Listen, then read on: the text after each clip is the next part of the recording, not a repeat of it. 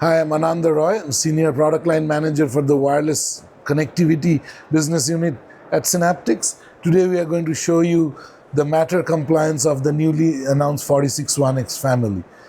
So that device that you see here is the small device that's part of this module, and it's running off of our Astra Machina dev kit, and it's going to control the smart light bulb over there through this smart app running on this tablet.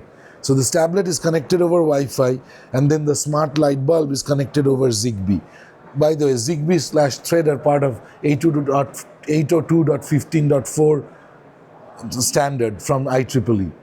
So here you go. You see the smart app. I'm going to first turn the light bulb off. It goes off.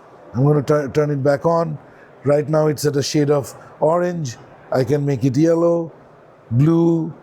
I can again turn the brightness up and down.